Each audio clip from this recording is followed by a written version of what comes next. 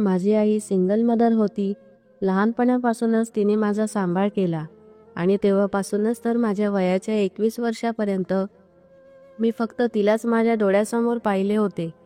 माझी आई एक सुंदर, सबल, आशावादी, आधुनिक आणि धाडसी महिला होती. माझ्यासाठी माझी आई सर्व काही होती. तिने सांगितलेली गोष्ट माझ्यासाठी पूर्व दिशा होती. माझ्या आईने मला आयुष्यात कधीही कोणत्या गोष्टीची कमी भासू दिली नाही.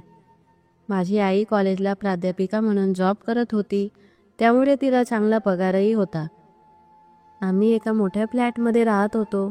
तेथे सर्व सुखसुविधा होत्या, त्यामुळे कधीही कुठल्या गोष्टीची कमी भासली नाही. आणि माझ्या पालनपोषणासाठी माझ्या आईला माझ्या वडिलांकडून पोटगी मिळत होती. जेव्हा मी 4 वर्षाचा होतो, माझ्या आईला माझ्या वडिलांनी सोडले होते. मला त्यांचा चेहराही आता व्यवस्थित आठवत नव्हता. त्यांचा सडपातळ बांधा होता. राजवीर, मी तुझ्यासाठी नाश्ता आणि जेवण सर्व काही बनवून ठेवले आहे. तू नाश्ता करून क्लासला जा आणि तिकडून आल्यावर घरीच आराम कर. आज मला यायला थोडा उशीर होईल. केव्हा येशील तू? मी विचारले. आई म्हणाली, रात्री 8 वाजेपर्यंत मी घरी परत येईल. तू कुठेही जाऊ नको. राजवीर, तुला तुझे ग्रॅज्युएशन पूर्ण करायचे आहे. त्यानंतर नोकरीसाठी प्रयत्न करायचे आहेत. अगं आई, नोकरी काय रस्त्यावर पडली आहे का? एवढे बोलून मी हसू लागलो. तुला खूप मेहनत घ्यावी लागेल आणि स्वावलंबी व्हावी लागेल. आता माझ्याकडे एवढा वेळ नाही की मी बऱ्याच वर्षांपर्यंत या गोष्टींसाठी वाट पाहीन. मी म्हणालो की तू माझ्यासाठी वाट बघ. अजून तर मी फक्त 21 वर्षाचा आहे. तुझ्यासोबत वाद घालायला माझ्याकडे वेळ नाही. थोड्या दिवसात तू 22 वर्षाचा पूर्ण होशील. एक तुझी नोकरी आणि दुसरे तुझे लग्न, या दोनच गोष्टी आता माझे स्वप्न आहे. 16 वर्षापासून एका 4 वर्षाच्या मुलाला सोबत घेऊन मी जीवन जगत आहे आणि अडचणींचा सामना करत आहे. माझे मलाच माहीत आहे.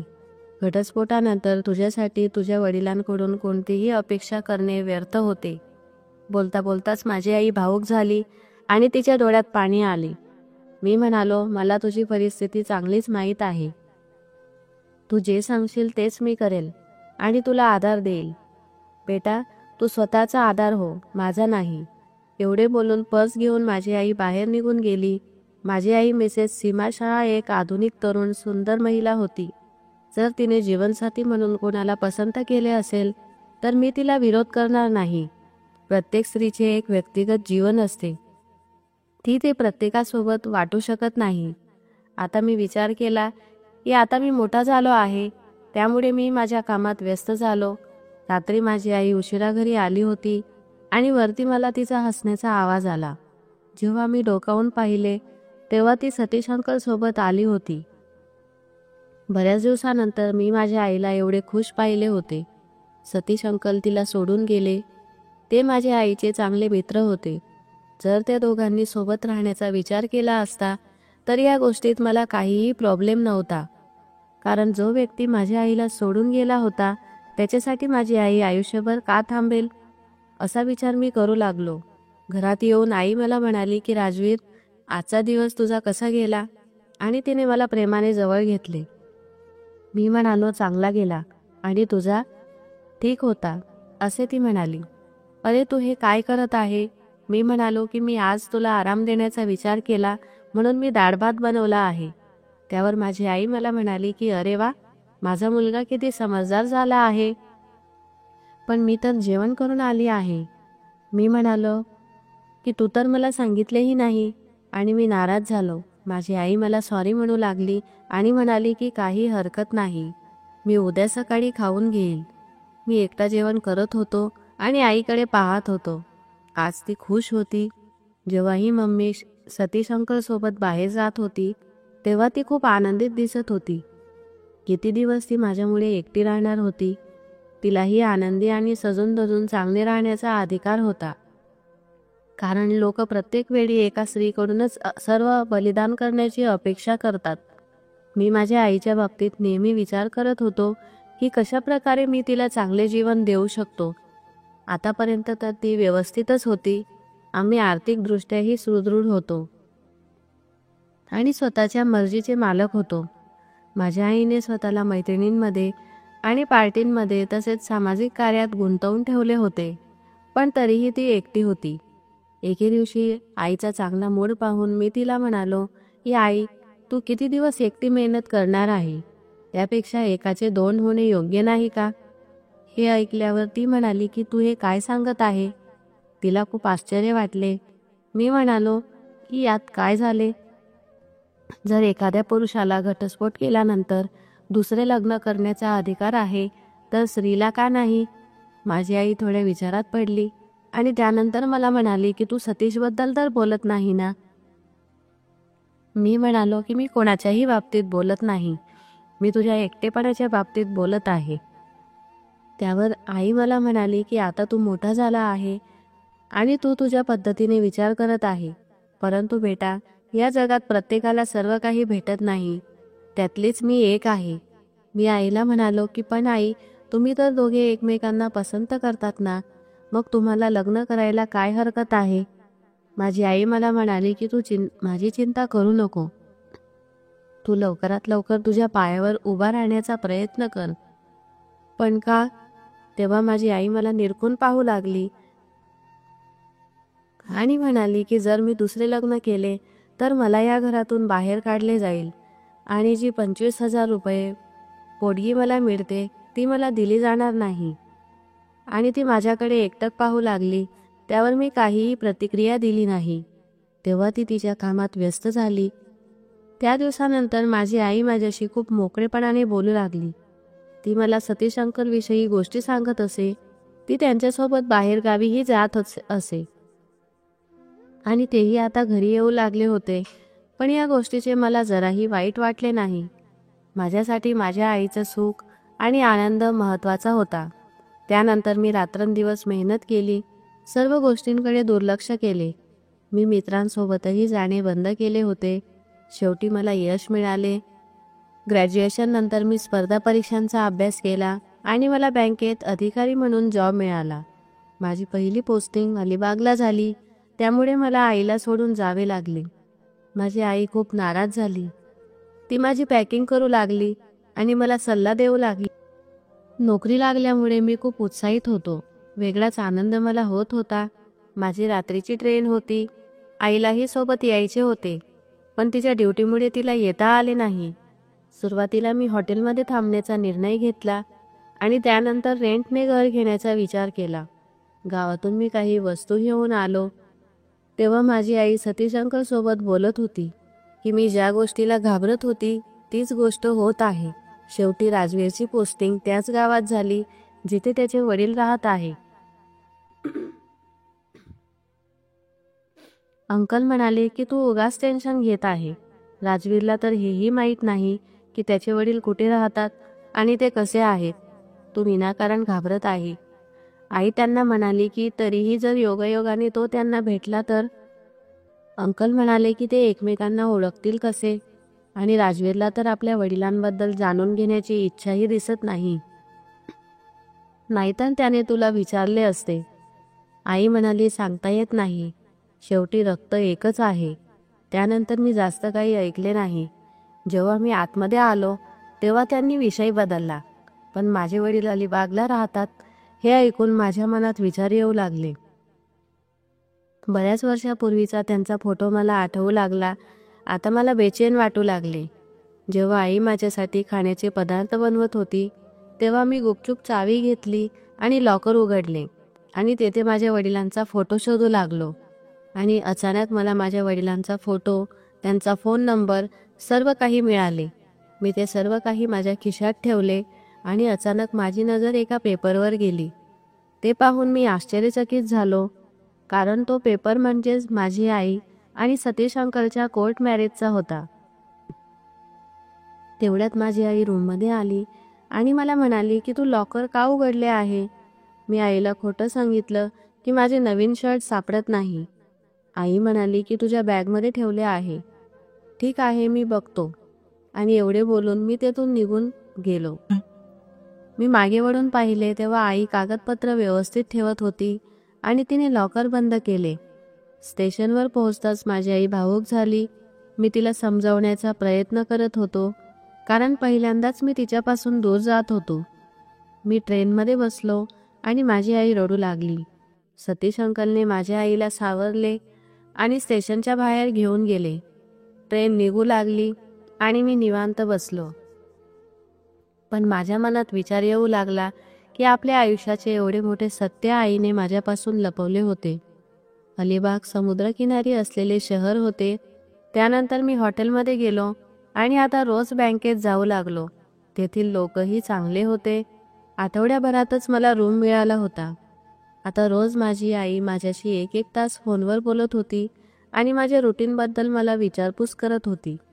रविवारी बँकेला सुट्टी होती, पण मला जास्त वेळ झोपण्याची सवय नव्हती. त्यामुळे चहा पिता पिता मी ते पेपर काढले जे मी लॉकरमधून आणले होते. मी माझ्या वडिलांचा फोटो पाहिला आणि त्यांचा फोन नंबर व पत्ताही पाहिला. माझे वडील दिसायला सडपातळ होते. ते माझ्या आईला शोभतही नव्हते. तरीही त्यांनी एका लहान मुलासकट माझ्या आईला घराबाहेर काढले आणि तिला घटस्फोट दिला. त्यामुळे माझी आई एकटी पडली. तिने माझ्यासाठी कोर्टात न्याय मागितला आणि शेवटी तिला कोर्टाने पोटगी देण्याचा आणि एक फ्लॅट देण्याचा निर्णय घेतला. त्यानंतर तीही नोकरी करू लागली आणि आमचे जीवन स्थिर झाले. मी विचार करू लागलो की माझ्या वडिलांना भेटलेच पाहिजे आणि त्यांच्याकडून हिशोब घेतला पाहिजे. मी नाश्ता केला आणि टॅक्सी पकडून त्यांना भेटण्यासाठी निघालो. मी योग्य जागेवर पोहोचलो होतो. तिथे एक आलिशान बंगला होता, पण त्याची काळजी घेत नसल्यामुळे तो खराब झाला होता. बंगल्यासमोरच घनदाट झाडेही होती. मला तेथे जरा विचित्र वाटू लागले. मी पुढे जाऊन दारावर बेल वाजवली. मी विचार केला की आज रविवार आहे, त्यामुळे सर्वजण घरीच असतील. मला माहीत नव्हते की त्यांच्या घरी कोण कोण होते, पण मी विचार केला की माझ्या आईशी घटस्फोट घेतल्यानंतर त्यांनी पुन्हा दुसरे लग्न केले असेल. थोड्या वेळानंतर दार उघडले आणि समोर माझे वडील उभे होते. ते खूप उदास दिसत होते. कुर्ता पायजमा घातलेला, दाढी वाढलेली होती. ते कोणत्याही प्रकारे माझ्या आईला शोभत नव्हते. मला पाहताच ते मला विचारू लागले की तू कोण आहे? मी म्हणालो की मी राजवीर आहे, सीमा शहाचा मुलगा. माझे वडील म्हणाले, अरे राजवीर, तू किती मोठा झाला आहेस, आतमध्ये ये. ते माझ्या चेहऱ्यावर हात फिरवू लागले. मला पाहून एका उदास चेहऱ्यावर आनंद आला होता. ते म्हणाले, बघ आई, कोण आले आहे. माझे वडील माझ्या आजी आजोबांसोबत राहत होते. मी सर्वांचे पाया पडलो आणि ते सर्वजण मला पाहून खूप खुश झाले होते. त्यांच्याकडे पाहून असे वाटत होते की ते आतून खूप दुःखी आहेत. पुढे जाऊन मी त्यांना विचारले की अजून कोण कोण आहे घरात. ते म्हणाले की आम्ही तिघच येथे राहतो. मी म्हणालो की आईला सोडल्यानंतर बाबांनी दुसरं लग्न केले नाही का? बाबा म्हणाले की नाही, मी दुसरे लग्न केले नाही, पण मी तुझ्या आईला सोडले नाही. आई, तू राजवीरजवळ बस, मी चहा बनवून आणतो. एवढे बोलून माझे वडील किचनमध्ये गेले. माझे आजी आजोबा खूप म्हातारे आणि असहाय्य झाले होते. आजी मला विचारू लागली की सीमाने तुला इथे येण्यास रोखले नाही का? मी म्हणालो की आईला काहीही माहीत नाही, मी आईला सांगितले नाही.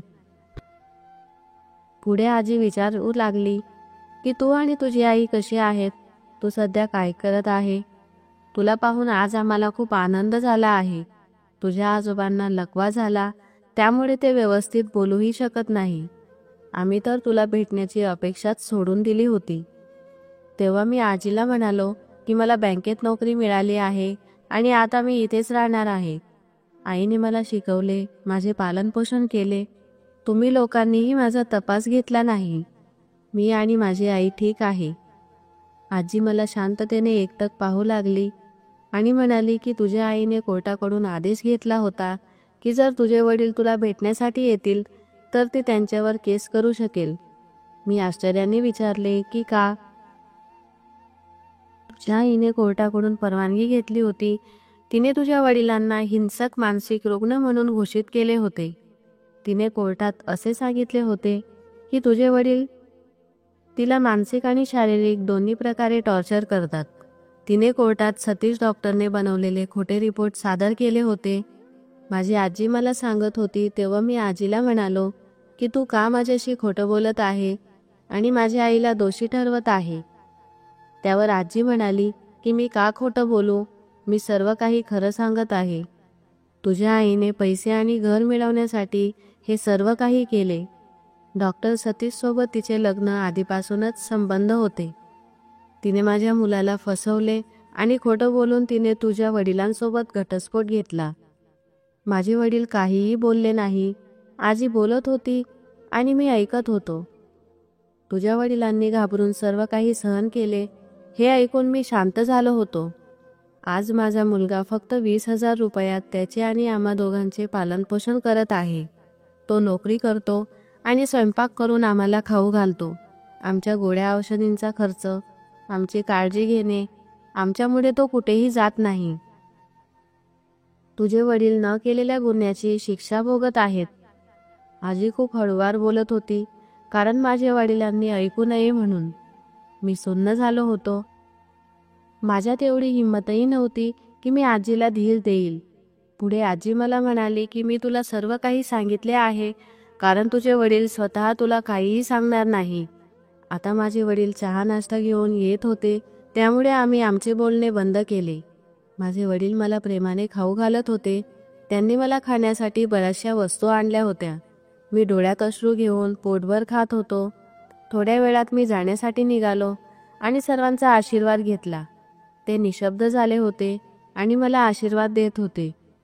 मी माझ्या वडिलांना म्हणालो की बाबा, मी इथेच तुमच्यासोबत राहायला येणार आहे.